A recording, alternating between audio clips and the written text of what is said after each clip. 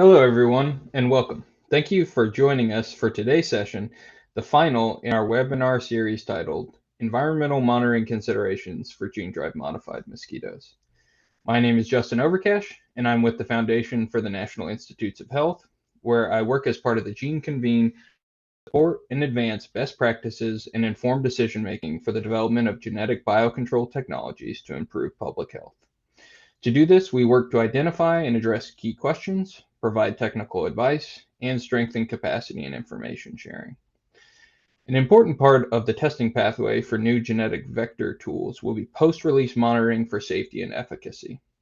This webinar series will highlight current vector and biodiversity monitoring efforts across Africa and introduce potential methodologies and tools that could be used to support environmental safety monitoring following release of gene drive modified mosquitoes being developed for malaria control.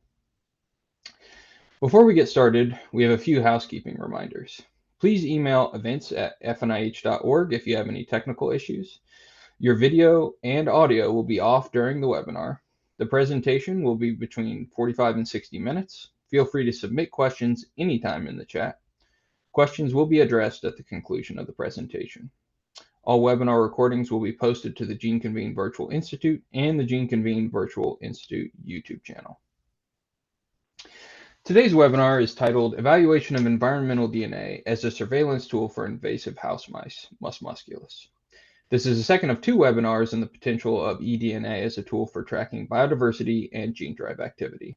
And we are honored to be joined by Dr. Antoinette Piaggio. Dr. Piaggio is a leading expert in wildlife genetics and molecular ecology, currently serving as a research biologist and project leader of the Wildlife Genetics Project at USDA APHIS Wildlife Services National Wildlife Research Center.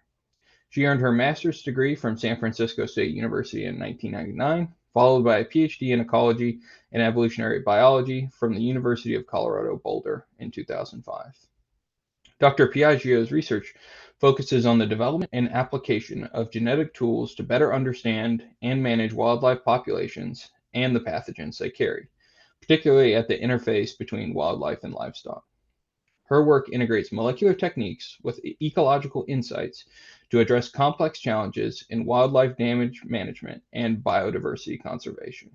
A key part of her role involves coordinating across multiple agencies and stakeholder groups to align goals and deliver effective science-based solutions to human-wildlife conflict.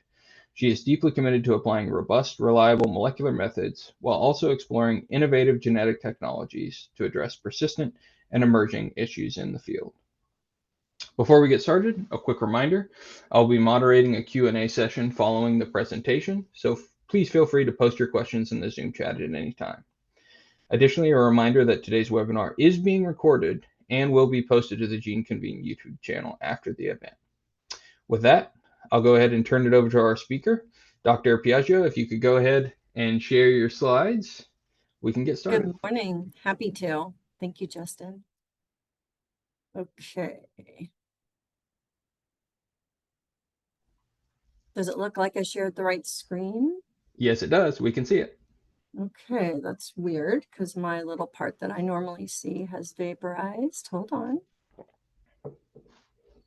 Okay, let's see how this goes. It's morning in my world, so good morning, good afternoon, good evening to those of you who are joining from different time zones. And again, my name is Tony Piaggio. I am here today to talk about some work I've done on mouse environmental DNA and how that relates to gene drive work on mice that I've also been a part of. But first, I wanted to kind of orient you to my world and where I sit in the world right now. I work for the U.S. Department of Agriculture under the Animal Plant Health Inspection Service, and within an organization called Wildlife Services, which has an operational branch and a research branch. And I am a part of the research branch, which is the National Wildlife Research Center. So our mission is to apply scientific expertise to resolve human-wildlife conflicts while maintaining the quality of the environment shared with wildlife. And so a lot of my work sits in the the junction between the wildlife and the livestock interface. But today you'll see that that work expands out to cover kind of issues around invasive species more broadly. So specifically, NWRC focuses on developing methods, tools, and information to address human-wildlife conflicts related to the following: agriculture, human health and safety, property damage, that gets us into threatened and endangered species, certainly wildlife disease, and what we'll focus on here today, which is invasive species. And my slides are moving, right? Yes, they are. Okay, thank you. So I get the question a lot. So what is wildlife genetics? It's particularly stimulating at cocktail parties. So it's the use of molecular tools in conjunction with field or ecological studies. And the agency that I sit in is very field-based. Across the United States, we have what we call boots on the ground in all 50 states and 3 territories. And so we have a large capacity to do field and ecological studies.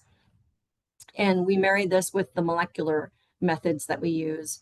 And that helps us to look at evolutionary relationships, basic population genetics, which are the patterns of genetic variation within and between population. And we utilize these data to address various issues of wildlife management.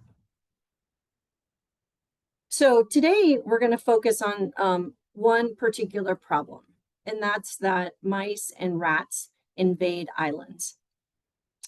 It's estimated that 80% of the world archipelagos are invaded by rats.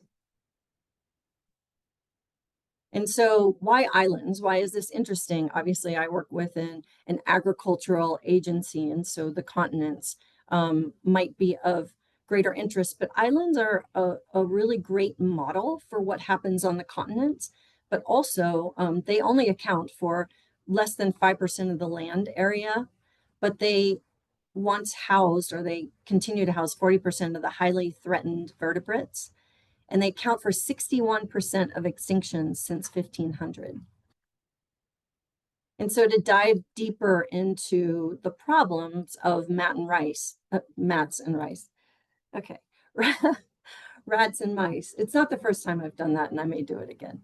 So certainly mice and rats are a large problem in continental land masses too. They impact agriculture. They're one of the biggest agricultural pests on all continents, impacting food security.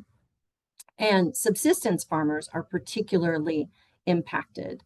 I'm familiar with the cost to US agriculture, and that alone is $19 billion per year. And within Australia, where a lot of my colleagues live, is that they have mouse plagues, and a single mouse plague in Australia costs farmers $60 million.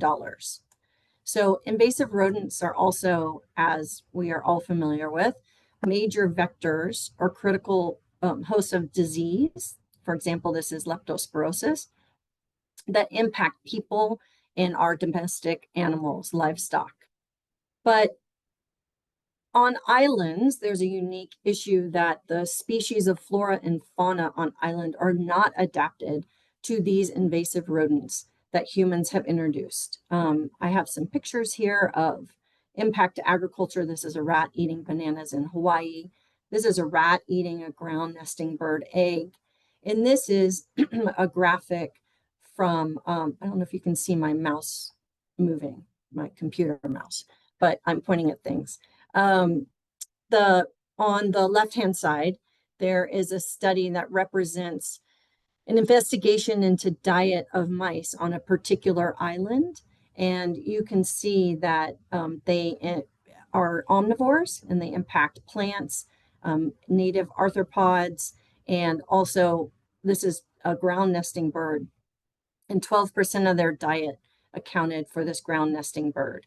That's a really icky stills of a video of mice depredating an albatross sitting on her nest. And they're not evolved to have any sort of defenses against these predators. And this is an ongoing problem. A couple of years ago on a US island in the Pacific, which housed a military base, we discovered a novel invasive species. It's endemic to the southwestern US. It's never been found to be invasive on islands before, but likely due to transport between continental US and the base that is on this island, these rodents were transported and they flourished on the island, adding to a second rodent species on that island that needed to be eradicated.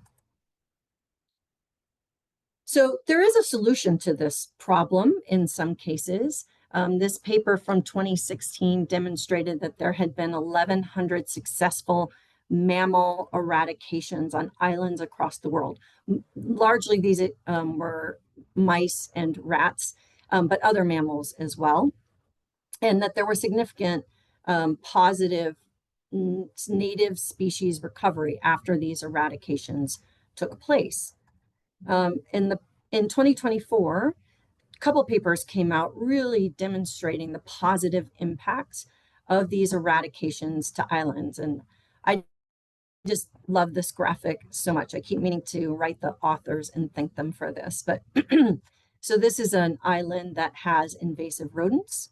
It's denuded of a lot of native species, seed stalks, invertebrates, and birds. And this has reduced the amount of nutrient cycling because the seabirds are not occupying this island and leaving their droppings, which also helps the coral flourish. And so you see on this island, after the rodents are eradicated, that this nutrient cycling kicks back up and it impacts the biodiversity positively on the island and under the water as well. Also, this paper talked about how this leads to better carbon sequestration. And so the impacts of eliminating these rodents on islands, the positive impacts are quite high. So how is control done? And what are the limitations? Well, one of the things that I think is important to point out is we have had lots of successes, and they rely on the use of toxicants, which have a moderate failure rate for mice. They cannot be used in places where islands are occupied by humans and their domestic animals, and there are off-target effects. But it is a single tool that we have, and it can be used successfully. But in how many challenging situations that we need to tackle in conservation do we have a single tool? And that's something that I think is really important. I'm not here to say toxicants should be done away with, but I'm here to say that anytime we approach a difficult problem with a single tool, we're not going to be able to accomplish all the ins and outs that we need to accomplish. So I wanted to touch briefly on genome editing because that is the background of development of new tools from the perspective I have been working from. So genome editing, it's targeted changes to the genome. It can be a single base pair deletion or insertion of new genetic material. It can be larger than that, right? And the goal is to make the genome code for something different than it might have for wild type. And a number of years ago, the CRISPR-Cas system, which is a bacterial immune system, was harnessed, and the revolution of being able to make very targeted changes to the genome revolutionized this field of being able to edit any sort of genome and make it do what you hope would be a beneficial action. So how might genome editing be useful in wildlife management, since that's where I sit? Well, you might be able to edit for disease resistance in wildlife. There's work being investigated in this arena for ferrets and plague. We've lost native ferrets within North America due to the disease of plague, and mice in Lyme disease transmission cycle, also North American focused. Sorry, this is where I work, and so this is where my focus is, and please forgive me for that. So you can also edit for adaptation to changes in the ecosystem. So considering climate change and some species distributions will be limited, can there be edits that help them adapt to those ecosystem changes? And for my interest, editing for population control, so invasive species or disease vectors. So back in 2015, when this tool using CRISPR-Cas for genome editing became more readily available, or we recognized the power of the tool, a lot of people that work within the world of rodent control came together and made an international consortium involving government agencies, universities, nonprofits, and this group is called Genetic Biocontrol of Invasive Rodents, or GBIRD. And we were funded through DARPA, which is United States Department of Defense funds, which was called Safe Genes. And that was for investigating the use of these precision genomic editing tools in a safe fashion. So some of the background on this is that in 2002, Austin Burt wrote a paper recognizing that naturally there were genes that didn't follow Mendelian inheritance. And Mendelian inheritance is where the offspring get 50% from mom and 50% from dad. But there was a recognition that there were genes that got transmitted in more on 100% level. So the dad's genes would get passed to all the offspring. And this is kind of the initial concept of gene drive, where we might be able to engineer these in natural populations for population control. So what is gene drive? And just in a very broad brush sense, I want to point out that gene drives do exist naturally in mice. And so from a GBIRD perspective, we thought we might be able to harness these natural gene drives that have arisen through selection in a few cases and use CRISPR-Cas to make it happen where we want it to happen. And this could be associated with, say, a fertility trait. And so there is no longer the ability to breed within the population, or a sex biasing trait where all the offspring, in this case, so this is what Mendelian inheritance would look like. The offspring have 50% from the mom and 50% from the dad. But in a gene drive scenario, all the offspring would have the trait of a single parent, and that offspring might be that they're all a single sex. Obviously, so breeding would cease to exist after a number of generations. And in fact, with my colleagues at the University of Adelaide, this was demonstrated in lab mice, and 80%. There was 80% transmission of a female fertility trait that would lead to infertility in females was passed to the next generation. And this was in mice in the lab. And so as we work towards these sorts of genetic tools, there has been concern raised about gene drive. And these are some of them, right? There's a lack of control. This could spread to non-target populations or species. The unknowns of releasing genome edited species onto the landscape, potential ecological consequences, fear about hidden research kind of behind a black curtain, and other things that might arise out of us looking into these things. A very important one is doesn't heed international borders. And the most important in my mind are the social, cultural, and ethical concerns around the use of such a tool.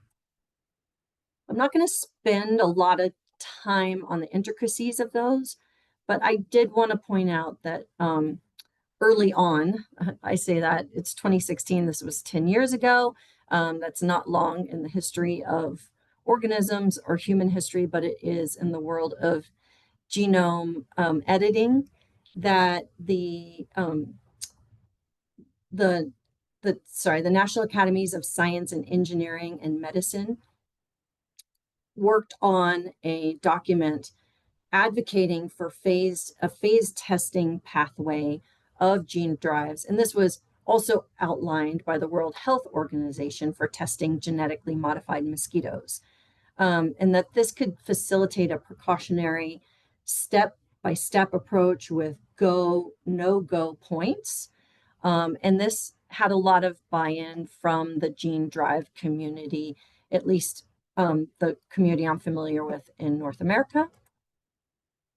There was also a group of folks working in the gene drive world that worked on this peer-reviewed scientific paper talking about how do we safeguard gene drive experiments in the laboratory so they don't get out of the laboratory when they're in development, and outlining different ways that that could be done. There was also this paper in 2020 from a group of us working on thinking ahead about field trials and trying to get gene drive community practitioners to actually sign on to core commitments of how to keep field trials safe. And I'm not going to dive into this too much, but there's 4 general concepts, which is fair partnership and transparency, making sure that there's product efficacy and safety at each step of the process. And if there isn't, it stops. Engaging in strong regulatory evaluation. And this one is the one we're going to spend more time in today, which is monitoring and mitigation. So partnering with experts and stakeholders in planning for this monitoring and mitigation at a field trial stage. And there were other parts that we recommended. But I did a lot of thinking about what tools would be useful in this space. And that's what we're focusing on today. I also want to say that within my lab, we've thought a lot about how to make a gene drive.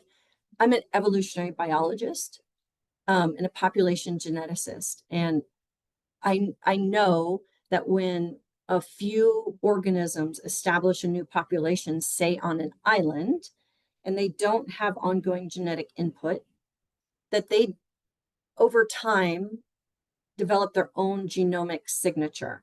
And so my question became, can we harness this unique genetic signature and associate, say, a gene drive to that so that the gene drive only affects the target population? And even if a mouse from that population, that is a gene drive mouse, gets onto a continent or another area, that could not be passed on to those because they did not have those unique genetic signatures that belong only to the island population. And so we've done some work on modeling that and testing that, if that concept exists or not. And in fact, island mice from multiple islands that we sampled do develop unique genomic signatures. I also want to point out that the regulatory process itself, when it's a strong regulatory process, is a mechanism of safety. Within GBIRD, for the concept of a gene drive mouse, we're in this laboratory desktop proof of concept, and it's taken us 7 years to get there. The regulatory process within the US and within Australia, where any field trials or contained laboratory trials for breeding to see how it was passed through a population would be undertaken, have a very strong regulatory process. And it takes a very long time to get through that. They involve contained laboratory facilities, small scale field trials, and each of these takes years and lots of money. And it's a well-trodden space, honestly, even though we talk a lot about that the regulatory process is kind of unknown for gene drive. That's true in a way, but we have long done biological control, and that has a well-trodden pathway, and it's a very similar process to what it would take to do gene drive. And so I see this very much as a safety mechanism as well. Another thing to consider with gene drive is that over the past few years, there's been lots of work done using modeling to explore how long it would take. Let's say we have a gene drive mouse, and it has successfully demonstrated in contained lab trials breeding trials that it passes through a population. And then we've gone to field trials and we've not seen any off-target effects. We've used modeling to look for off-target effects and not found any. We've been able to develop a safe gene drive where if a mouse got off an island, it wouldn't affect the new population. Let's say all those things come together and you release gene drive mice onto an island. It would actually take 10 to 20 years for that eradication to become successful. And that's presuming that no resistant alleles arise. And so this idea of environmental monitoring in my mind is absolutely critical to understanding that progression in that during that time that gene drive mice are in field trials. How are we seeing how well the uptake is of that gene drive? Or if they ever got to a point where we felt comfortable about releasing them, how do we see how well that is being taken up in a wild environment? And so this idea that I want to talk about is that there's all of these organisms in the wild, and they are all shedding DNA. These are little DNA molecules, the squigglies, and they're different colors to represent these different species. And in fact, so the T. CRISPR mouse is the gene drive mouse that was developed at the University of Adelaide. So I'm using this as a model. And it has its own unique color because it's a different type of genome than this wild type mouse. And the concept is that you could collect some water and you can use DNA sequencing, whole genome sequencing, metabarcoding, there's all sorts of terms for it, to identify the different DNA molecules in the environment. Everything sheds DNA through saliva, urine, shed skin cells. And so it's out there in the environment for us to collect and identify. So I see environmental DNA as a biosecurity tool, not only in a gene drive construct, but also for mice and Burmese pythons, which are invasive here in Florida, feral swine in many parts of the world. These are nutria, this other invasive rodent, which causes a lot of destruction, where they're invasive in many parts of the world as well. And so we can collect environmental DNA, and without having to put our hands on these animals or see them on a camera or see their tracks, it's another layer of biosecurity to see if we detect their presence or not. So how do you capture this eDNA?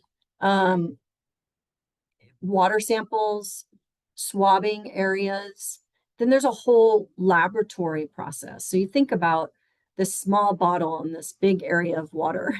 Are we capturing the DNA molecules from that single mouse running around on the island? Are we swabbing where that mouse has run? So you're thinking about subsampling and how are you going to go about assuring yourself you've captured it if it's there? There's also lab processes that where you might miss or you might capture or you might give yourself the best chance of capturing those few molecules. So you can start to see that just like any tool, it's not a silver bullet. And without going into details about how we optimize, actually in a little bit I will go into some details about how we optimize our chance of capturing that. I also want to say that with proper assay development and validation, proper sampling design for taking enough samples within the environment, that environmental DNA has proven itself to be very powerful. And there's no need to capture target species, as I said earlier. You can detect the last few individuals after control or an eradication, or the first individuals on an invasion front. Sorry, just checking my time. Estimate differences in population size relative to the before an eradication or after an eradication. You can monitor areas thought to be free of an invasive species. So again, as a biosecurity tool, you can confirm reported sightings. You can use remote areas where other monitoring efforts are costly and time consuming or simply not allowed. But it does work best layered with multiple tools. So back to our problem, right? We were talking about mice and rats on islands and their impacts. We set about to design a wild type mouse eDNA assay. And there are gold standards now for how to do an assay development and validation in a laboratory context. We wanted to be sure and take this a step further and test it with captive mice in arenas. These are housed within our facilities where we can control, excuse me, hold on, temperature and humidity. And so that we knew the environment wasn't having an impact on the environmental DNA. We had 4 different arenas. In 2, we had a single mouse, and 2, we had 5 mice. And we wanted to figure out how quickly we detect the mouse DNA once they're introduced, and once they're removed after 7 days, for how long we can detect their DNA. We replicated this in an outdoor facility to understand the impacts of changes in temperature, of UV, of rain. And so we've done this work and have a really good sense about that we can detect a single mouse's eDNA if we're sampling in the right way, and our lab methods are valid, which they are, within 5 minutes of that mouse showing up in us sampling where that mouse was. And also that it sticks around in an environment that is outside and subject to rain for anywhere from 2 days up to 2 weeks. An interior ecosystem that is a steady temperature and not exposed to UV or rain can retain eDNA for quite a long time. And so this becomes relevant when you're thinking about using these types of assays for industry. But we're not talking about that today, so we will move on from that. We also deployed our ability to detect mice on Midway Island, which is also a military island in the Pacific, which had mice. And prior to an eradication attempt, we went out with swabs and we went out with water bottles to convince ourselves that even in a wild environment that we know has mice, that in fact our environmental DNA assay worked. There's not a lot of water sources on the island itself, and we didn't focus on the beach or any surrounding saltwater environments, so we were only looking at freshwater. So we had limited areas, and there were doubts as to whether we would be able to detect the mice because people felt like the water wasn't necessarily where the mice were. But we, in fact, successfully detected the mice from those areas before the eradication occurred, and with swabs in some areas. So taking this a step further, I wanted to explore the idea as to whether we could detect gene drive mice alongside wild type mice. And so in a laboratory experiment, we took some of the genomic DNA from the tree CRISPR, which is our gene drive developed mice, and developed an assay that would detect the gene drive mouse specifically.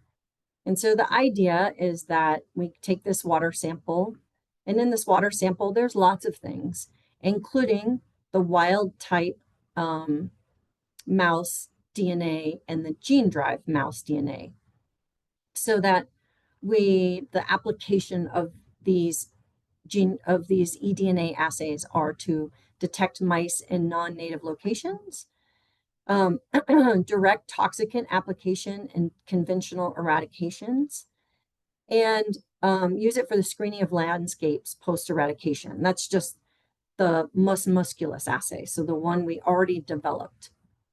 If we add the detection of the T CRISPR, the gene-drive mouse, alongside, we deploy both assays. Now we can monitor the T CRISPR spread across landscapes.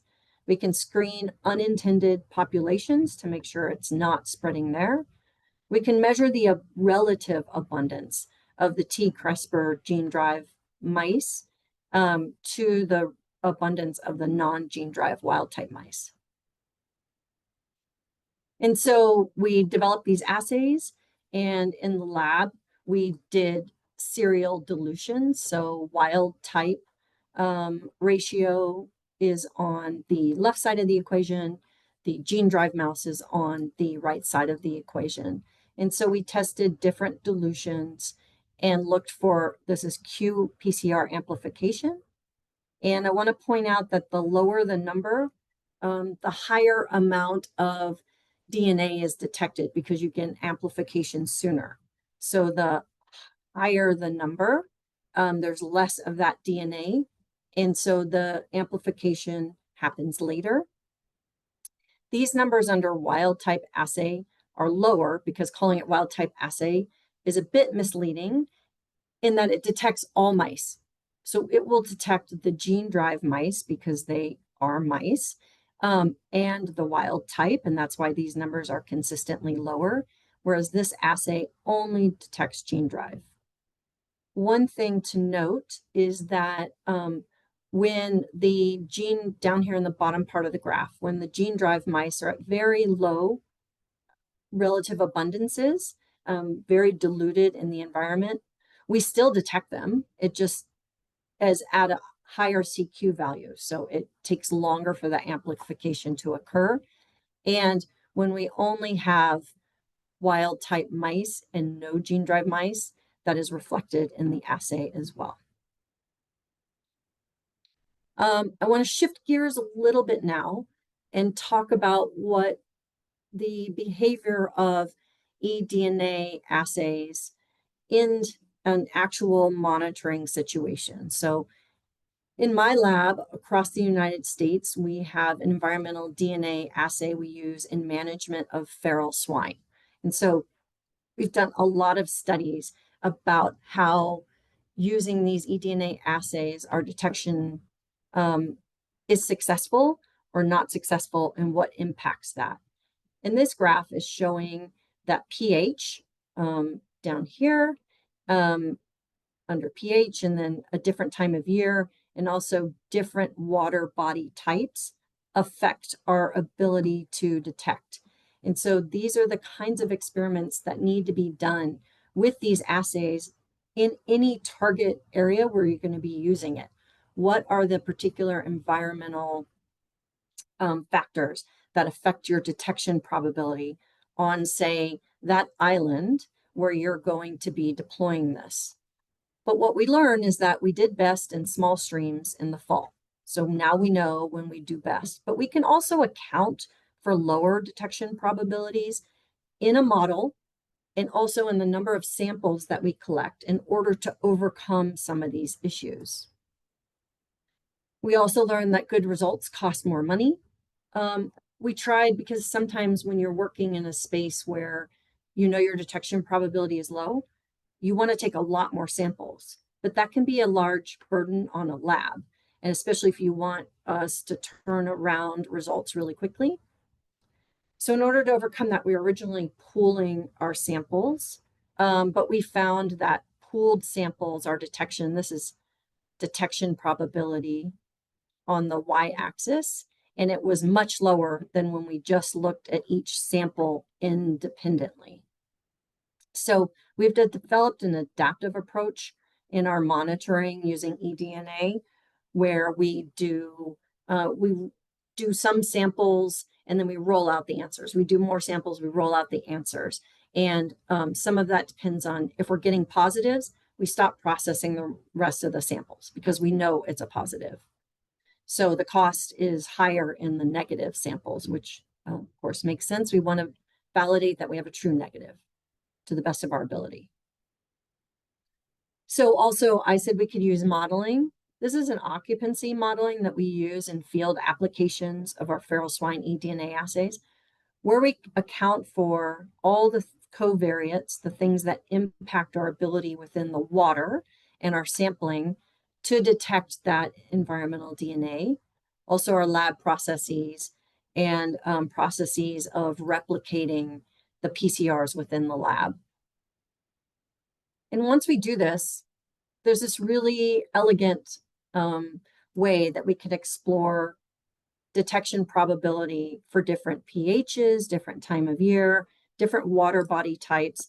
And it can inform us about how many samples we need to take to get to this. This gray line is a 90% probability of detection for that DNA that is shed by that target organism. And you can see that in some cases, we need to take as many as, close to 20 samples. But in others, we can get away with less than 5 samples.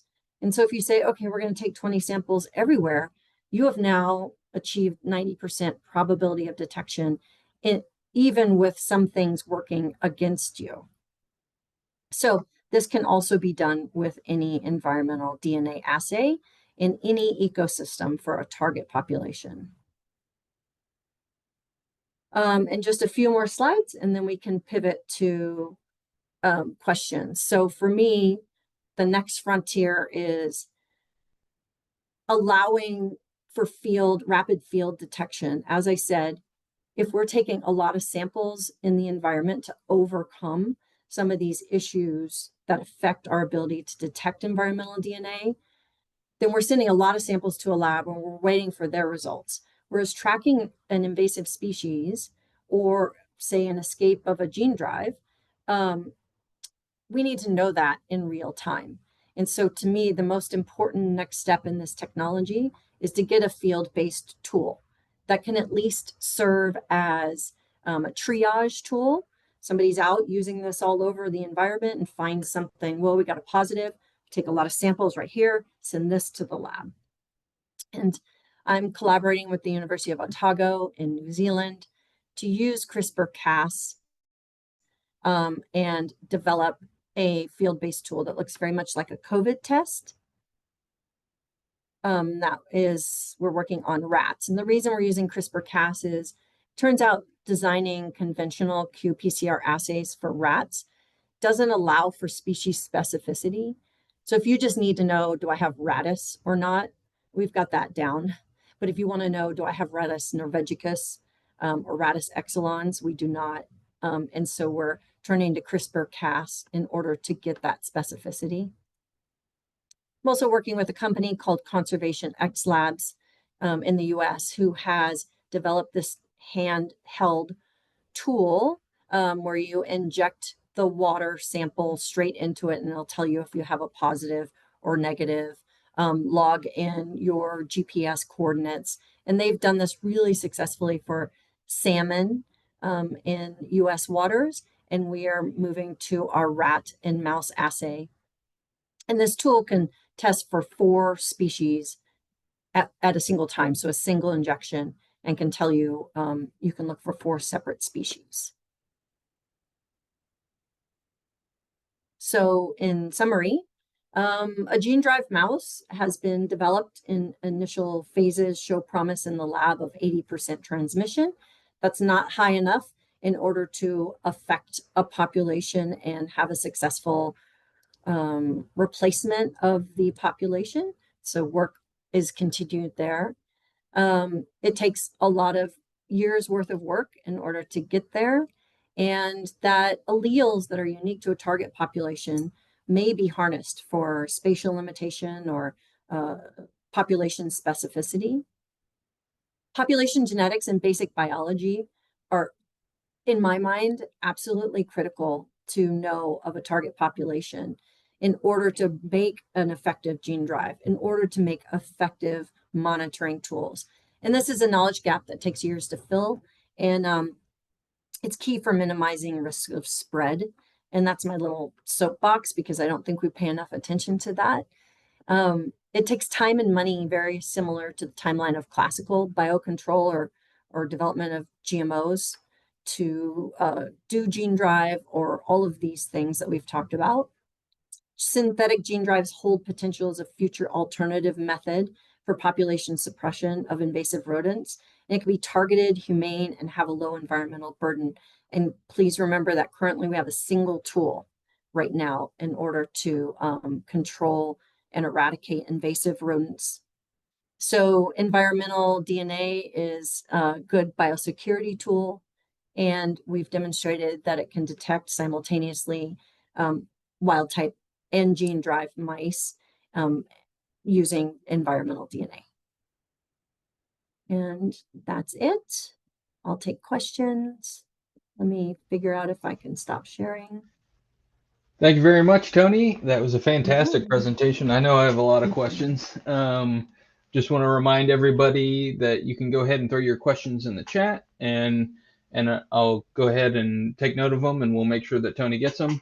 But I think, let's see, Stephanie threw one in the chat, but I'm going to go ahead and steal the first question. I thought it was very interesting, right, the difference in pH and the fact that you seem to be able to get better readings from streams. I guess that was a little bit counterintuitive to me. Do you have a hypothesis on why streams were better than ponds? Yeah, a couple things. So to touch on the pH, it does inhibit our ability to have an effective PCR reaction. And so we send people out with very simple pH strips that you just stick in, and you tell with it if that water body is within the limit of our detection. If it's not, we can come back at a different time. Or we recognize that if we do get a single positive, we may be missing some, right? Or even if we don't get a single positive, we may be missing some and we need to go back there.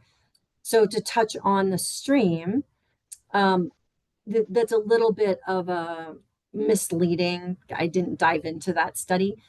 But the reason we did so well in, I think it was later, like October, and not as well as September. September, it was a flowing stream. In October, it was not flowing, and it became ponds, intermittent pools. And we do really well detecting eDNA in kind of smaller, still water bodies. That being said, there have now been lots of studies to demonstrate how effective it is in even rivers.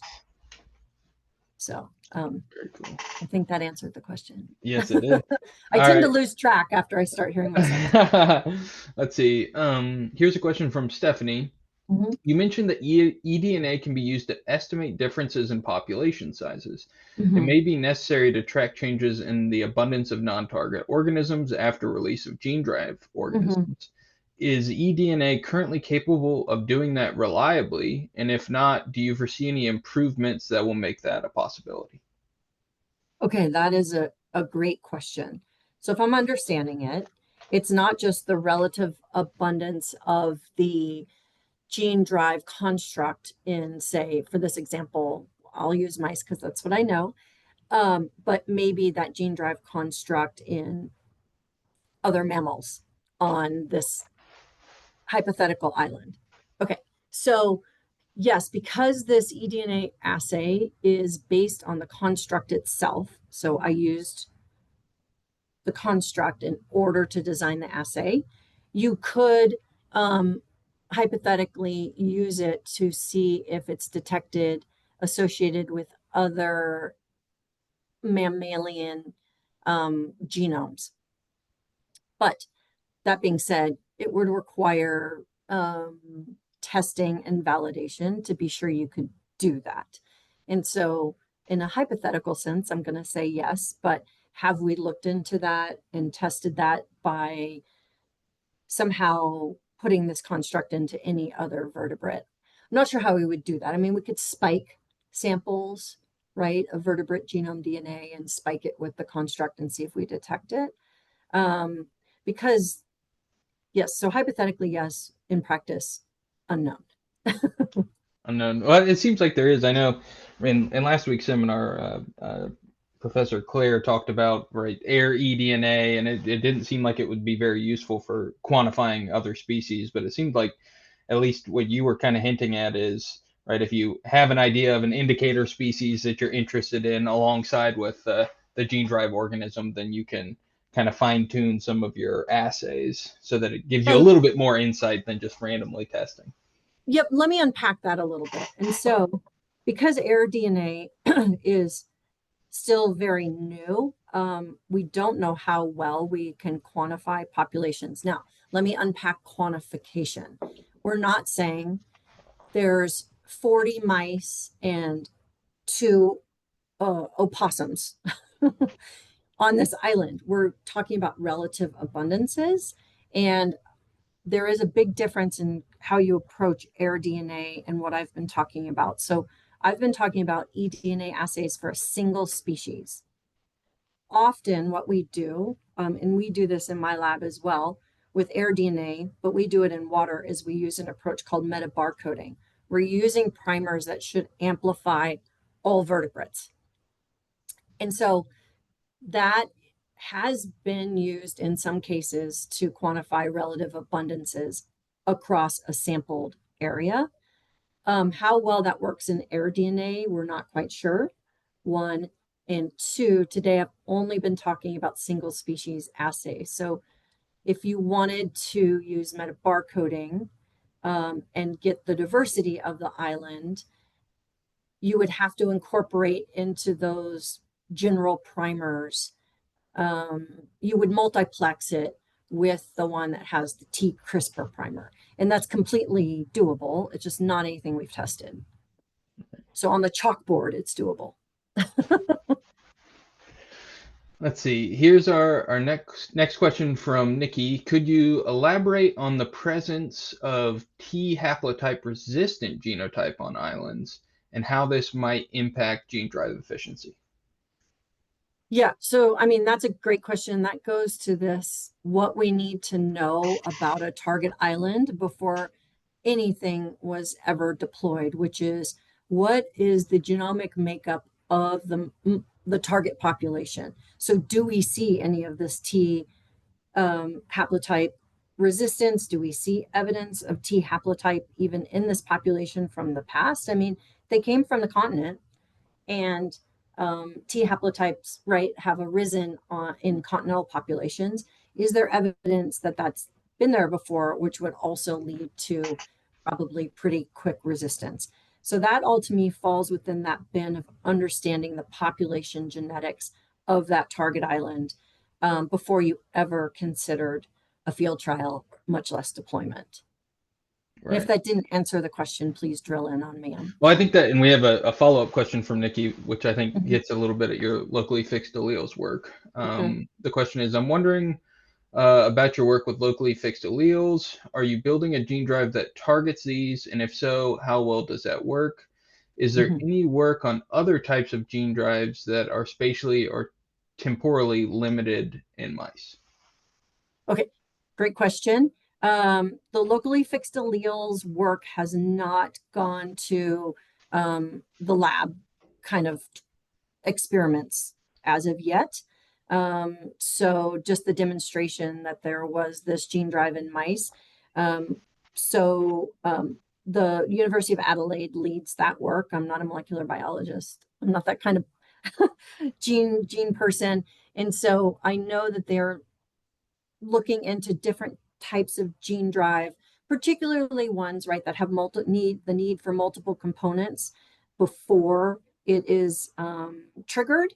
And so that's another safety mechanism. So certainly they're looking at other safety mechanisms and looking at other target species. So starting to consider the possibility of this tool in rats. Very cool. Yeah, I think it kind of, and I had a similar question, which was, do you think with clever engineering like locally fixed alleles, you could potentially alleviate some of the environmental concerns associated with gene drive field trials? Which I think there's a lot of I think it's very hopeful, even though in kind of our exercise where we sampled mice from various islands and continents and did what's called pool whole genome sequencing. So we just threw a bunch of mice in a pool and then looked at all the whole genomes and said, this is an island pool and this is a continental pool. do we see unique signatures from these islands? And the answer was yes. And then it was like, okay, do these unique signatures sit near what's called a PAM site where a gene drive CRISPR needs to sit down? Yes, but many fewer. So we saw a lot of sites across a genome that were unique to those islands. So that was very promising. But as you start to dial in on the needs in order to associate a gene drive construct to those, it gets a lot fewer target sites within the genome. And so what that means is someone's really going to have to focus on a particular island, look at those, and then see, is this something we can target for this target population or not? Right, that makes sense. Let's see. We have a question from Anusa. Impressive. I learned a lot. Thanks, Doc, for this nice presentation. I have two questions. Is there a way of making the use of eDNA less costly for monitoring? That's the first question. And then do you think that by using the same protocol as yours, we could detect gene drive constructs in mosquitoes as well? So the first one, I really think the field-based tools that are like a COVID test will democratize this ability because, right, you can get those out into the hands of people in remote areas and you just stick it in the water. We have to come up with, well, how many sticks in the water do you need in order to feel good about your results? But we can use the occupancy modeling for that. And so to me, that's the real promise. And then you're not sending thousands of samples to the lab to be processed. You're sending 50 or 100 to validate your positives. And we can get those dipsticks to be pretty cheap once the development occurs. So yes, this is my hope and my passion right now. And then the next question, yes, I absolutely think it can be done in mosquitoes and should. Is a very simple, in this world of how you design an environmental eDNA assay, it is very simple. And I would gladly talk to anybody and send them off on their way and with powers to do that. Very cool. Another question in the chat, but I'm going to ask one myself here, which you were talking about, in terms of like thinking about use of eDNA for tracking like a gene drive mosquito, how eDNA was more stable inside. And also like when you're talking about, there are certain months where it's better. This makes me think generally, because when we think about monitoring, it's like, all right, well, you need to monitor every 2 weeks for a year or something along those lines. And it seems like very often the specifications are kind of arbitrary when some of the work that you're showing seems like there's probably like certain windows where you're going to have the most opportune time to detect things. And so maybe if you have some thoughts on how you can use kind of parameterization of eDNA collection for maybe like tactical monitoring rather than just arbitrary monitoring. Okay, so I don't know a lot about mosquitoes ecology, but I do know this, right? Males are pollinators, and within the eDNA world, there's been lots of demonstration that we can detect pollinators from swabbing flowers. And so those that know more about mosquitoes would say the males go here at this time of year. I'm making things up, right? So you go and you swab those flowers, or there's other ways of sampling those flowers. People take the stamens and rinse them with water and then use that water and filter the water and then use those filters in order to get the DNA off. But you could certainly make a very simple eDNA assay that has been well demonstrated for detection of a biodiversity of pollinators and methods for collecting that. And to me, again, like this, I could be saying something really stupid because I don't know enough about mosquitoes. But to me, that seems like a simple way to sample mosquitoes and see if the gene drive is being pushed through the population, right? Or we have all sorts of ways that we capture mosquitoes in people's houses, and we can grind up a pool and hit it with an eDNA assay and see how many of those relative abundance of the gene drive to the non-gene drive. Or we do blood meals from individual mosquitoes all the time. It's a pain, it's costly, but it's totally doable to grind up a single mosquito and then look at what genetic signatures are in that mosquito. So did I answer the question? Yeah, I think so. And I think that's another point is that the relative abundance could be really powerful for gene drives because, right, with relative abundance, you could detect whether or not it's driving, which is, Yes, I think, a very exactly. useful piece of That to information. me is the jam, right? Hmm. All right, let's see. We have another question from Nikki. Do you think that there could be value in developing gene drive mice with a clear, visible phenotype, like a specific coat color? Mhm. And could you then add camera traps to the monitoring toolbox as well? Yeah, so that is absolutely a possibility and has been demonstrated in the lab. The issue is we don't know how well wild type, let's say females, would then breed with those individuals, right? We're very conscious of making them appear any different. Because also there have been trials about like if you take gene edited mice, how well, and that was like not a gene drive mice, but gene edited, how well did they breed? And they were slightly bigger and they didn't breed very well. And so have to be really conscious about that. That being said, right, these are um, organisms. We, as much as we know about them, we don't know much about their breeding and how they select. And there seems to be a lot of plasticity in breeding systems within mice. And so you can think you have it all nailed and these look just like wild type. And that's why you would do a breeding trial in a secure, biosecure facility to see if wild type even breed with gene edited mice with the construct you were trying to launch. Yeah, I think that's a really important thing. It may not be, or I guess if it's obvious to us, then it's probably also going to be obvious to the wild type, and Yep, so yep. there can be some trickiness And there. And that I may think or may not be a good thing. right, exactly. And I think if you have any further questions, throw them in the chat. But kind of bouncing off that, I know Nikki mentioned camera traps. Mhm. Could you speak to, and I know we talked a little bit about this before the seminar got started, but right, so the eDNA is all really cool stuff, and then we're also having a lot of advancements in right mobile cameras and Amazing. AI and all that kind of stuff. Where do you Yeah. think that the kind of the hybridization, or what's the potential for hybridization of advancements and cameras and AI and along with the eDNA for monitoring, especially in remote areas? Yeah, just in the past year, maybe 2 years, it's become much more regular practice one and rodent eradications on islands to deploy multiple tools. I mean, it's become much more the norm very recently to conduct monitoring after an attempted eradication, right? You can imagine this adds cost. And so that hasn't been the norm. You do an eradication, you move on to the next one. But now there's acknowledgement of that there's been enough of them that have failed and that it's less costly to monitor and get that on the front end when there's a few left, and get on top of that than wait and 5 years later find out there's a whole new flourishing population, or a year later for that matter.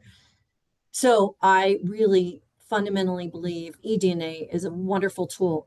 Does it work everywhere? No. Do cameras work everywhere? No. Like if you have tall grasses, cameras don't work well. If you have dense foliage, they don't work well. But there are drones, and now drones are being used to monitor after eradications on islands. And this layered biosecurity is really where we've had successes in nipping an escaped eradication in the bud. And that to me is, gene drive isn't a silver bullet. We don't have any silver bullet tools. And that's why, again, having a single one we rely on for eradication or for monitoring is never a good idea. Right. So I think leaning into those new technologies where we have the funding to do so, right? That's an easy thing to say. It's a very hard thing to implement, but I will never say that eDNA is going to be the thing that completely assures you are monitoring and you're going to detect a single mouse if it's there. You may or may not. I have done that on with rats on Wake Island, where on cameras and tracking after an eradication, we knew there was a rat still running around. And I was picking it up in the eDNA that we were also collecting. And I do it regularly with feral swine. So I also don't want to dismiss the tool, but I will never say it should be the only tool you use. Very wise words. All right, let's see. I don't see any other questions in the chat, so I'll go ahead and close us out with this question here, or ask this last question before closing us out. How do you, so obviously you've been in the field of genetic biocontrol for a while. How do you think the landscape of genetic biocontrol has changed in the last decade or so? Like you mentioned, right, CRISPR-Cas9 came along, and then there's been a lot of explosion on work around it. How do you think that the field has changed in the last decade? I feel like we've gotten to a place where we accept that it's going to take time, right? There was a lot of fear and fascination around like, oh my goodness, in 6 months, people are going to be putting gene drive organisms out onto the landscape. And I'm not here to say that we shouldn't fear and that we shouldn't continue to question our motivations, our capabilities, our abilities as humans to control something that we put out onto the landscape. But I think we've come to accept that even in the best situations, this takes time, and it will take time even if we get to a place where we have a release, right? And then that release needs to be carefully monitored. From the small world slice that I sit in, I've been very proud of the genetic biocontrol community from day one, recognizing that this isn't something to be taken lightly, and that we do need to put controls in place. We do need to have conversations with outside of the scientific halls, and that this is something that needs to have social scientists, needs to have communities involved in. And I hope that that gets us to a place where um, we do things better than we have in the past, and we come up with an actual tool, even if it's not a gene drive, like genetic biocontrol, right? That's the other thing, is that it's a much broader field now. There's synthetic biology. It doesn't have to be gene drive. I'm very hopeful about genetic biocontrol tools, whether they're gene drive or not, and the exploration of that, and the partnership of genetic biocontrol tools with conventional tools, I think could be very powerful. And I'll leave it Very at that. well said. All right. Well, with that, I want to thank you, Dr. Piaggio, for the fantastic presentation, and Thank you. to everyone else for joining us today and contributing to the discussion. This is the final webinar in our Environmental Monitoring Considerations for Gene Drive Modified Mosquito webinar series. Thank you again to all of you who have tuned in. Keep an eye out for uploads of the past webinars. In fact, our first one was uploaded yesterday, so go check that out if you didn't get a chance to see it live, and stay tuned for the rest, which will be uploading in the not too distant future.